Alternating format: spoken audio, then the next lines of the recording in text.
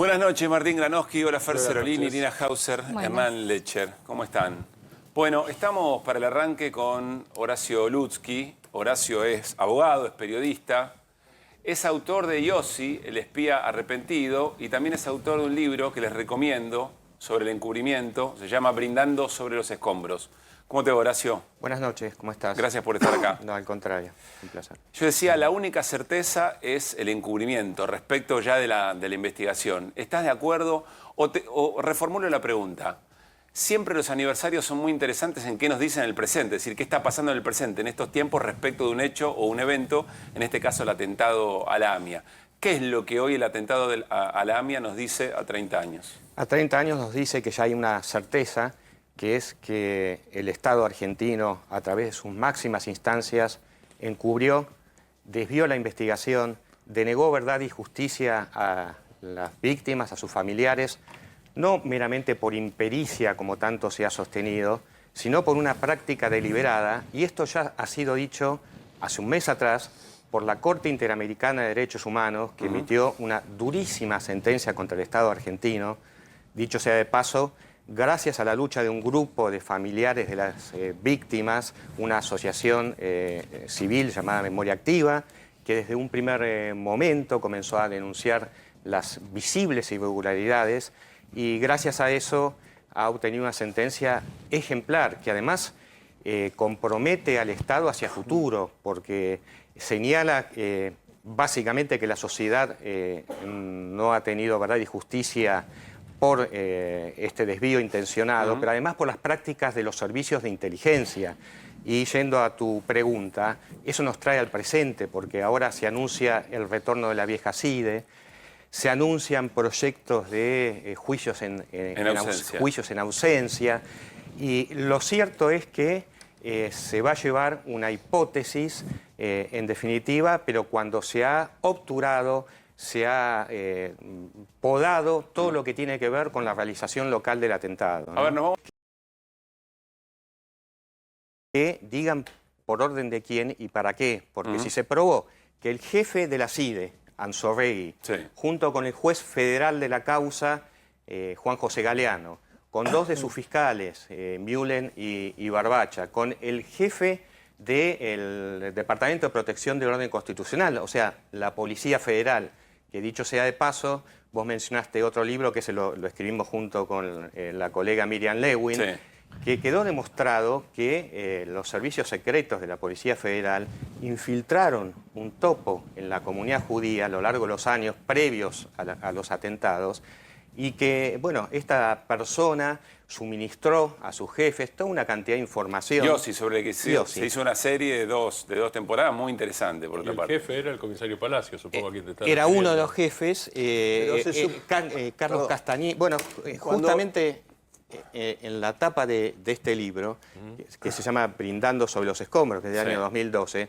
se puede ver a dos altos directivos de la DAIA brindando justamente con el Fino Palacios, con el comisario Santos, en una de sus últimas apariciones ante la represión del 2001, y con otro comisario que fue uno de los jefes también de Yossi. Entonces, claro, ¿Y por qué brindaban, Horacio? Brindaban por los supuestos aportes a la investigación del atentado, cuando Palacio fue procesado por el desvío de la causa, Castañeda está condenado por el desvío de la causa, y fue esto una semana antes de que los agentes policiales de las comisarías respectivas de las zonas tuvieran que ir a declarar en el juicio oral. Una semana antes, la dirigencia de la comunidad les da una evidente muestra de apoyo moral, una condecoración por un esclarecimiento que después se demostró falso, ¿no? Mi pregunta tiene que ver con qué es lo que, digo, se puede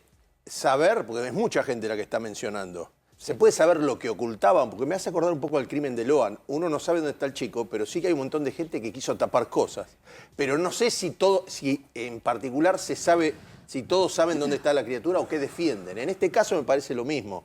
Hay un montón que estaban desviando la investigación, pero ¿a quién protegían, digamos? ¿Eso se puede tener se puede vislumbrar? Claro que sí.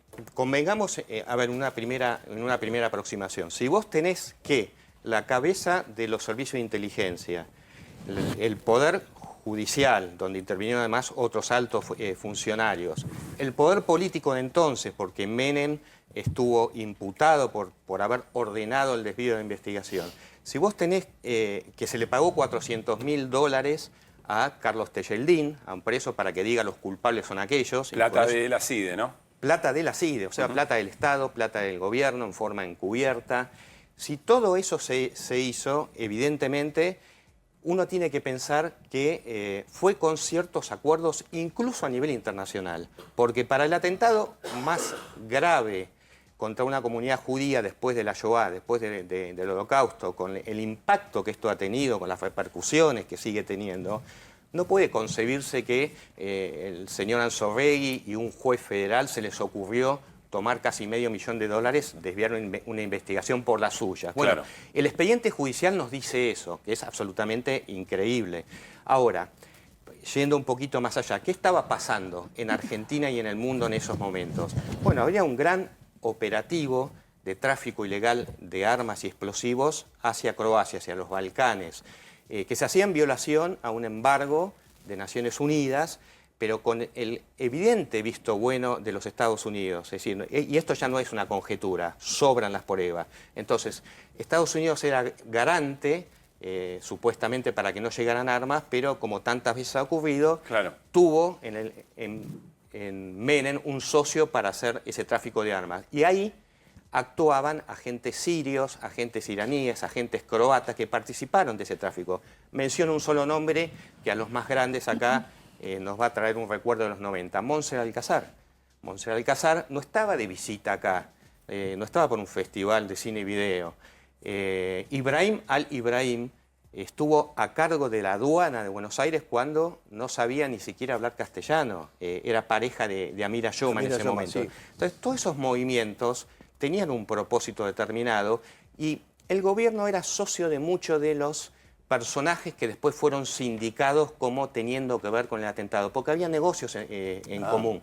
Y entonces había una necesidad de tapar. Y por otra parte, y cierro con esto, Carlos Menem, después de haber hecho promesas de ser el líder antiimperialista, el representante de la causa árabe en el Cono Sur, etcétera, etcétera, recaudó muchos millones de dólares sí, Medio Oriente en para campaña para hacer eso, para entregar el misil Cóndor, para entregar tecnología nuclear a Irán.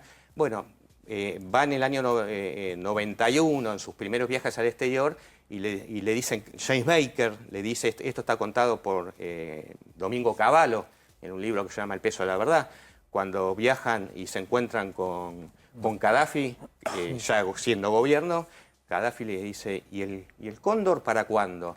Y al mismo tiempo, James Baker, del Departamento Secretario de Estado, cuando van a hablar con Cavallo y otros para buscar fondos, veníamos de una larga crisis, lo primero que hace, le tira la carpeta sobre la mesa y le dice, los Estados Unidos y nuestros socios estamos muy preocupados por esto, que es una amenaza estratégica, el misil Cóndor y demás. ¿Qué hace Menem? Vuelve y se convierte en el principal aliado de Estados Unidos. Esto está muy bien narrado, además, en la serie documental sobre la muerte de Carlitos Menem, que se estrenó hace muy poquito, este tramo en particular. A ver, vamos entre aquel momento. Yo cada vez que escuchamos estos nombres, me preocupa esto último que decíamos en la apertura del programa.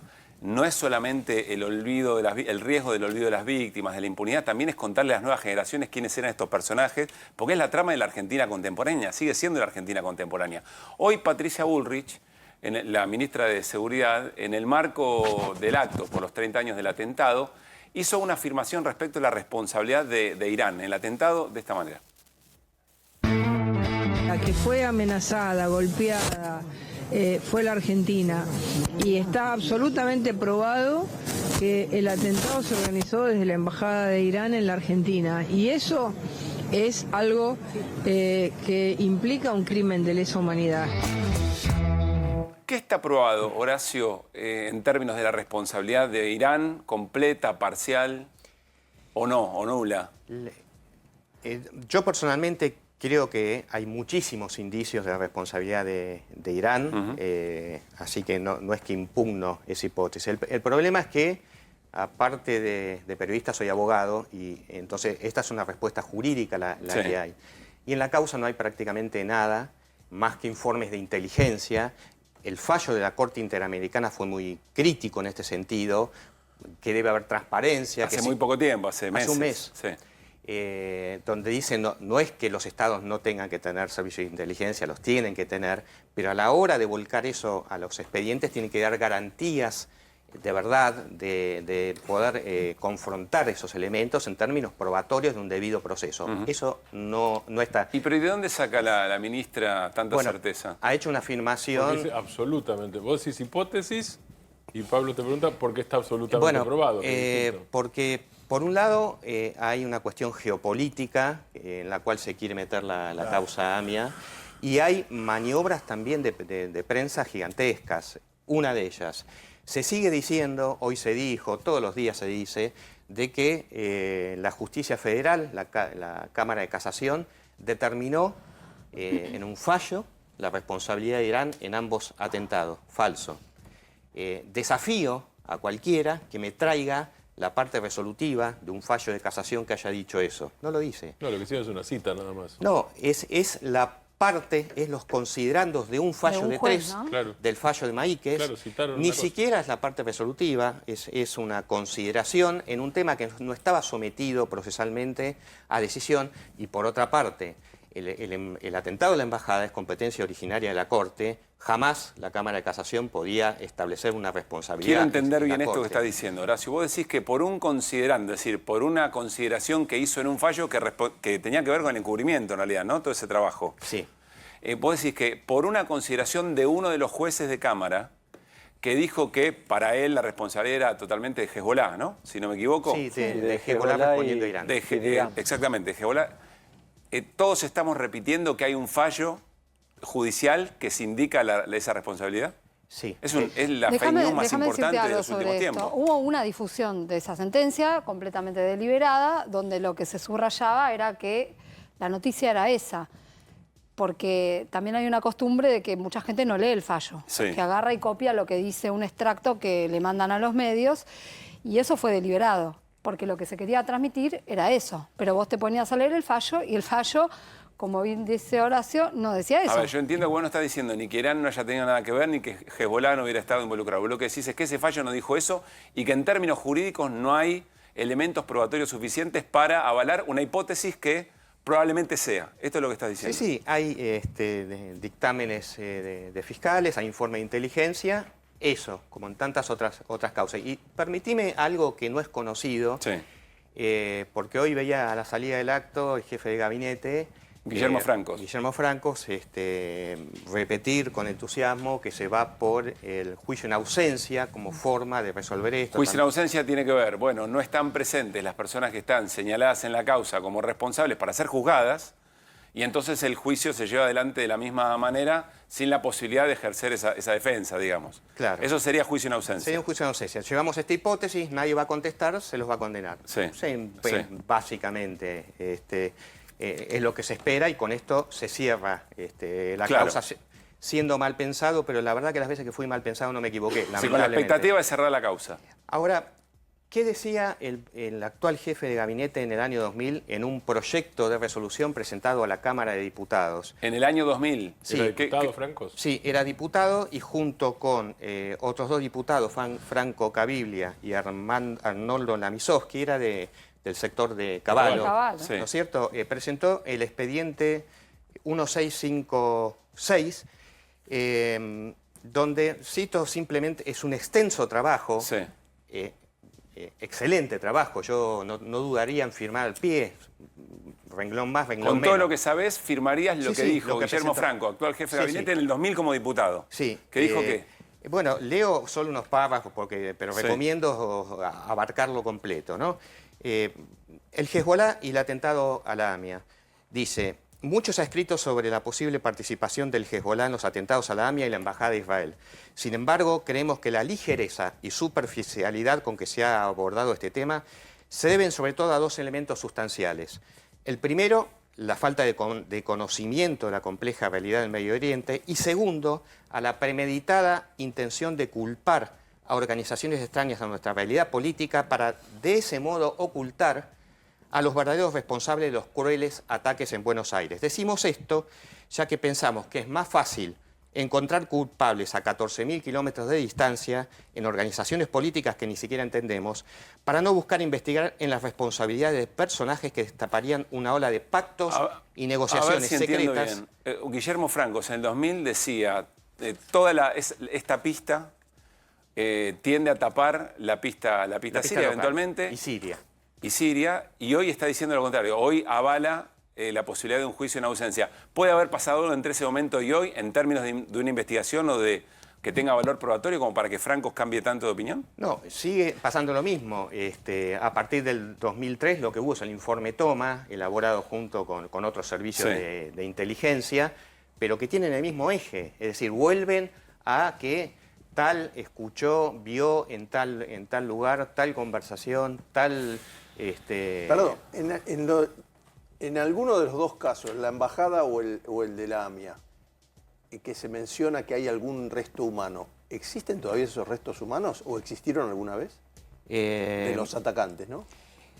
Mira, durante muchos años, y a partir de Nisman, la historia oficial ha venido sosteniendo de un tal Hussein Berro como al autor, un supuesto conductor suicida.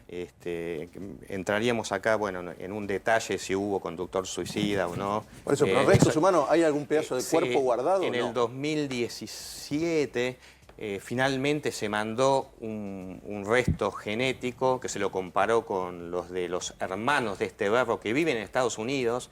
Y no tienen absolutamente nada que ver. Pero existen, entonces hay algo, un cuerpo, un pedazo de cuerpo que dicen haber... Nadie sabe, es decir, el último informe del Mossad que se difundió habló de una extremidad que desapareció, no se sabe dónde está. Qué bárbaro. Son todas cosas Horacio, dos cosas que no quiero dejar pasar. Ahora vamos con un fragmento de Amos Linetsky que dejó una definición hoy que es para toda la mesa. A mí me parece una barbaridad, pero ahora la vamos a compartir. Quiero hacerte una última pregunta. ¿Qué valoración haces del memorándum de entendimiento con Irán? Mira, el memorándum de entendimiento con Irán yo creo que es un instrumento que de alguna manera movió algo que estaba absolutamente congelado. Uno puede estar a favor o en contra en términos de ese instrumento jurídico. De hecho, yo en su momento... critiqué en su forma, no en su intencionalidad. Sí. Creo que tenía defectos y en última instancia hasta fue declarado... ¿Pero para vos era un pacto de impunidad? No. ¿Quiso ser un pacto de impunidad? No, de ninguna manera eso puede ser considerado como un delito. Por otra parte, fue aprobado por el Congreso. No entró en vigencia y tuvo el defecto de convertirse en un supuesto encubrimiento que tapó el verdadero encubrimiento, que fue el hecho durante las semanas previas, durante los meses previos, en donde la Corte dijo efectivamente que por todo lo que se operó en esos años, desde el Juzgado Federal con los servicios de inteligencia, no tenemos verdad y justicia. No vino a cambiar nada, fue un intento fallido, pero que se lo presenta como que hubiese tapado una causa que estaba pletórica de novedades. En todo caso, lo criticarías por su forma. Bueno, y hay quien dice que en términos de oportunidad política fue un error muy, muy importante. Yo creo que fue un error y una torpeza, pero eso no es delito. Exactamente. Bien. El error y la torpeza no son delitos. El presidente de la AMIA, en el marco del acto por el 30 aniversario del atentado, dijo lo siguiente, lo compartimos. Las decenas de mujeres mutiladas y vejadas frente a las cámaras, para que las agrupaciones feministas extiendan su sororidad cuando se trata de mujeres judías.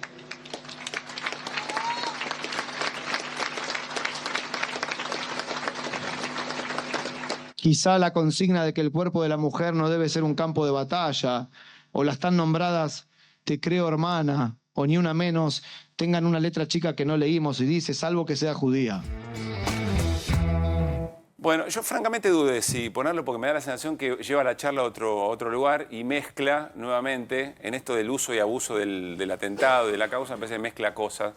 Pero después dije, no lo dejemos pasar, porque me parece que son cosas que no se Igual pueden decir dice un par de livianamente. disparates más, también se mete con Sí. las Naciones Unidas, se pero esto- mete con la UNICEF, no con la sé, Cruz Roja. con la Cruz Roja, Pero esto en digamos, particular, agarró una ametralladora y tiró para todos Me lados. parece que cruza una enorme cantidad de líneas Sí.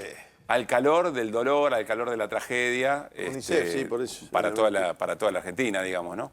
No sé si tiene una Me mirada parece sobre esto. que mezcla adrede, o sea, que hay una mezcla adrede y que Sí, lo que hace está- un uso del atentado para que decir hace un algo. uso del atentado para decir algo que en realidad tiene que ver con la batalla cultural del gobierno. Porque atacar al feminismo es parte de... Estoy tratando de simplificar una Sí. idea para no irme en extenso, ¿no? Pero atacar al feminismo, a la lucha feminista, a la cultura de la sororidad, mezclando el atentado, me parece que lo que hace es eso, es meter una cuestión que acá... que el que lo está trayendo es el gobierno de Milei, ¿no? Eso es lo que me llamó la atención, ¿no? También bueno... Bueno, Milei también reivindica el menemismo, Exactamente. fundamental, esquema fundamental en el encubrimiento y en el desvío de la... Bueno, en la garantía de la impunidad. Y bueno, eso- y ponerle CIDE a la... Como decíamos ayer, Sí, ¿no? desde lo simbólico. A los servicios de inteligencia es Sí. más explícito Y imposible. esto Cerrá vos, Horacio, sí. No, y esto que decís fue una de las tantas omisiones. Sobró mucho y faltó mucho en estos discursos, porque que hayan puesto el busto de Menem destacadamente, ¿no es cierto?, en un salón de la Casa Rosada, por un presidente que lo reivindica como su mayor referente, cuando es el máximo encubridor del atentado a la AMIA, es una contradicción escandalosa. Solo posible en estos tiempos de liquidez y distopía, Y digamos. además, ¿no? Pablo, hay otra cosa. Sí, y Cuando cerramos, fueron- Martín. porque yo supongo, porque no lo explicita, que se refería a la invasión por parte de Hamas del sur de Sí, sí, Israel, se refería a eso. a la tortura, al asesinato, Sí. etcétera, etcétera. La condena en la Argentina fue muy unánime, muy unánime, salvo poquísimas expresiones. Algunas expresiones inclusive bordeando el antisemitismo, inclusive de la izquierda, quiero decir. Pero fueron pocas y fueron minoritarias. Lo que hubo después es, digamos, la situación en Gaza, para llamar de alguna manera. sí. Para algunos es genocidio directamente, pero además para algunos activistas judíos en Israel es genocidio, no para Hamas. Es una discusión diferente, es una Se discusión estaba más metiendo en compleja. ese, se estaba No, metiendo pero en además ese, está en ese metiendo, tema. Y lo la que AMIA no es una institución argentina. La Claro, lo que Argentina está tiene haciendo que... es simplificando. No se O sea, puede meter en un conflicto de otros países formado. Entonces, meter eso es realmente empezar a generar que la gente, los que no estén de acuerdo con eso, se alejen de la causa AMIA. Está mal. Horacio, muchas gracias por haber venido. Quiero recomendar, brindando sobre los escombros, el libro de Horacio y también ver Yossi, el espía arrepentido, a partir del libro de Horacio y de Miriam Lewin, porque a veces lo audiovisual nos permite una fijación un poco más profunda de algunas complejidades que después se encuentran en los textos, en las investigaciones, pero que es importante en esa pelea contra el video, pero también por el riesgo de desconocimiento de las generaciones que vienen. Gracias, Horacio, por haber estado. No, como muchas siempre. gracias a vos, Pablo. Bueno, nos vamos a ir con otra pieza que nos va a ayudar a fijar todas estas preocupaciones que tenemos, pero ¿se acuerdan que arrancamos el programa con parte de un informe de Documentales América realizado, un informe especial realizado por los 30 años del atentado? Quiero decirles que ese equipo está integrado por Luciana Arias, la colega, Natalia Barrios en la edición, Eliana Breyer en la producción y Carlos Rodríguez en cámara. Así cerramos nuestra manera de recordar, de mantener vigente la memoria y, por supuesto, el abrazo a todas las víctimas del atentado a la AMIA.